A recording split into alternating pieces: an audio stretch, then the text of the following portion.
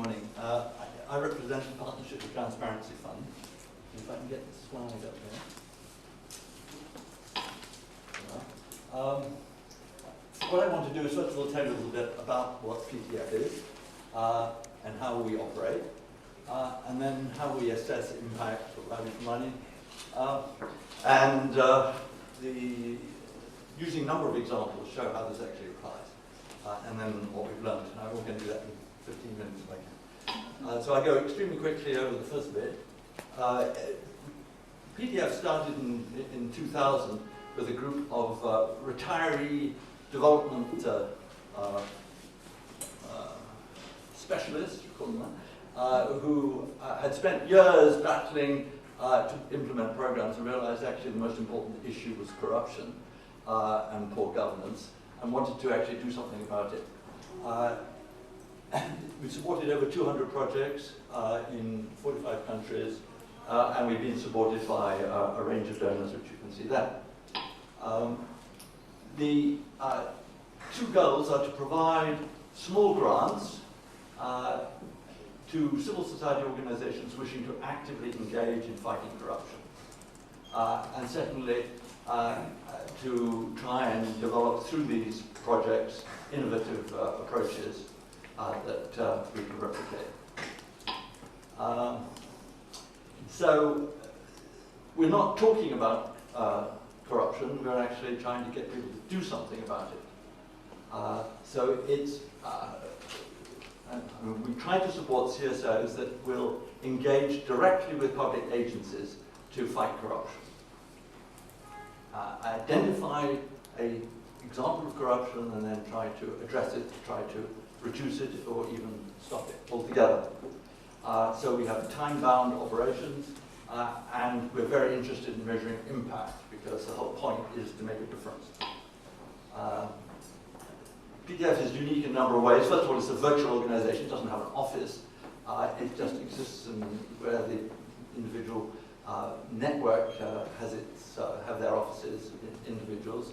We have one small official office, but there's nothing much goes on there. We do have a network of 40 or 50 very experienced development people who are willing to give their time for nothing. And we have been able to do that for 10 years. We probably managed to mobilize $2 or $3 million of consulting through this for nothing. The most important part of it is we're demand-driven. We don't actually try to impose on anything. We consider proposals that come to us, and we help through dialogue to make them stronger. But essentially, they are the proposals that come to us, and they are implemented by the people who propose them. We don't have resources to make many visits. We do visit, but not that much. So we're working essentially through the internet. And that's pretty much sort of coverage in every continent. And these are the kinds of projects we support, reforming the legal framework, or trying to build national accountability institutions, social audit work, monitoring public service delivery, most importantly, monitoring procurement, public expenditure tracking, and then supporting the media in campaigns against corruption. So, how do we assess impact? Basically, we are very insistent that it's that the grantee is very clear about what he wants to do. So we need from the start to be clear what kind of outcome they expect, and to ask them at the beginning how they're going to measure whether they've actually achieved that impact. On a number of occasions, they collect baseline data. It's obviously desirable to collect baseline data, but that requires skills which they often don't have, and costs money, which is in short supply. But nonetheless, in quite a large number of projects, there have been surveys to identify the starting situation. What is more important about these surveys is often that it reveals a lot about the nature of the problems being addressed, and so it helps strengthen the design of the intervention. So let me give you some examples, because it only comes alive when we have examples. And we do, of course, go from very big projects at the national level to a large number of very small projects, grassroots projects. So to start with Bulgaria, since that was the first project we ever did, we got a request from Transparency Bulgaria to say that there is an auction of a mobile phone license. Can you help us make sure that it's honest? The last mobile phone auction was a disaster. It was highly corrupt. Tens of millions of dollars were probably lost to the local Bulgarian exchequer. He said yes. The Prime Minister endorsed the monitoring. We entered into an agreement with them that every step of the auction of the license would be monitored by a panel of local experts who were recognized for their integrity, engineers, lawyers, journalists, and so forth, about 12 people, and we provided them with a grizzled old procurement expert who sat with them throughout the 2 weeks that this went on, and checked at every stage what was being done.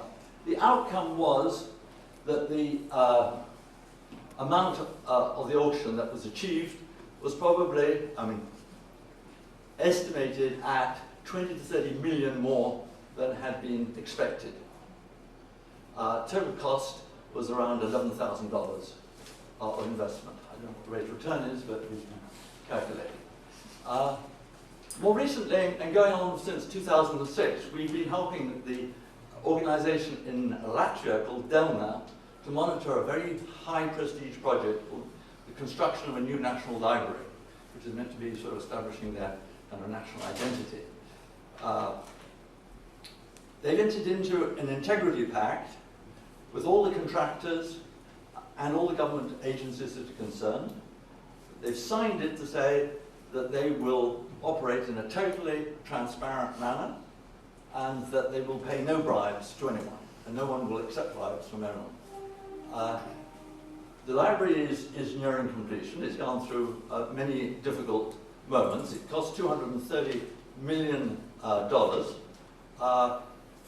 It is recognized, I think, to be largely corruption-free compared to most other Latvian public projects, which are considered to have 15–20% of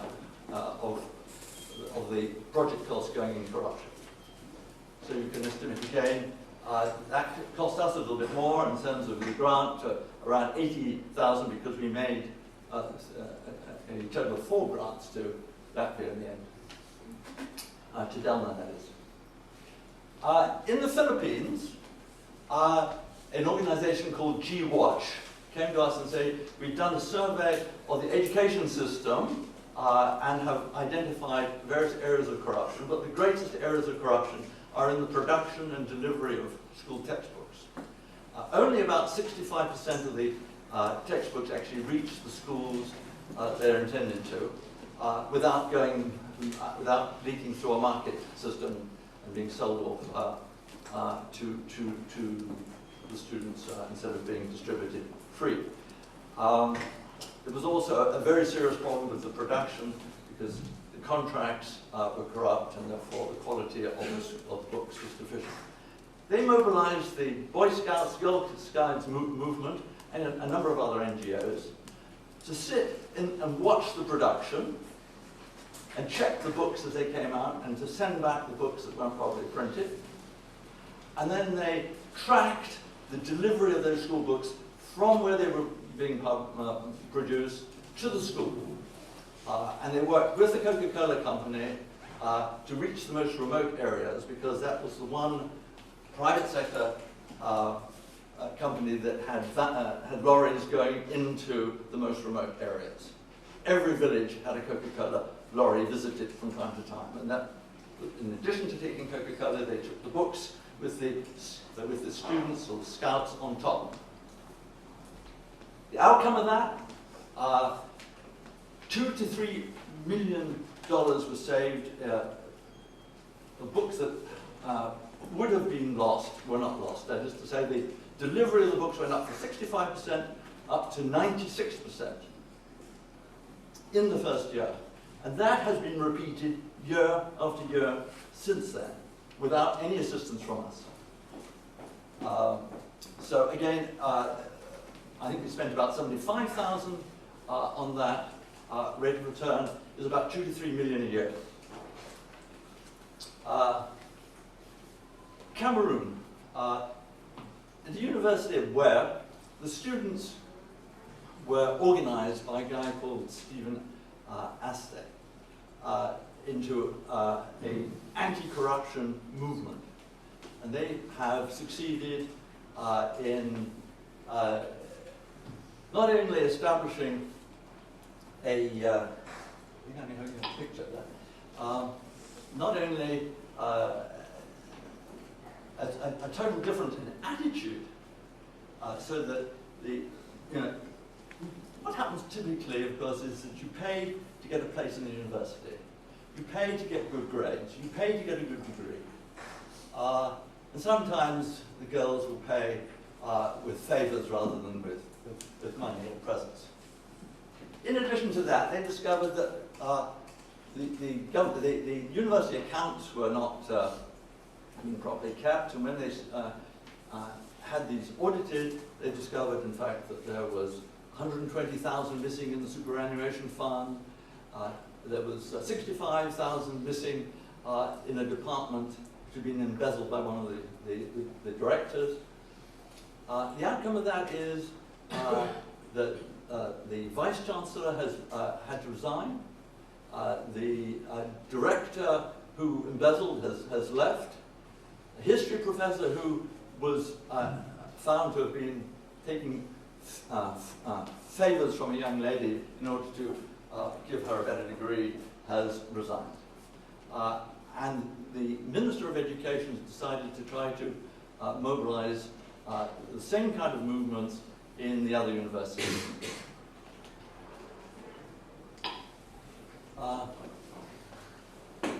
I could go on, actually, and give you lots of it. He says I only have 2 minutes, so I will go on and just make some conclusions. I can come back to that. This is actually an interesting aspect of a school program in Uganda run by an organization called UENO, Uganda Ethics Organization, where they try to make the students much more aware of corruption issues through organizing various play acting. And this boy in here is pretending to be a very rich man who's soliciting a bribe from the other boy. So they act out these things in order to make the children understand that corruption is a bad thing. But they've also mobilized the parents. Parents participating in a monitoring, in a management committee that monitors construction. They found all sorts of problems with construction and the use of school funds for construction of classrooms and the purchase of equipment. And so they begin to monitor it, something they never did before.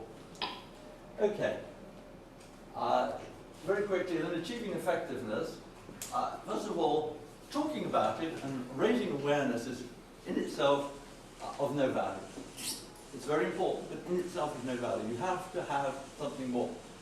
Passing laws, which are normally not implemented, is not use. A single initiative is often not enough. You've got to have continuity. You've got to have sustainability. So you've got to keep up the effort over a fairly long period of time.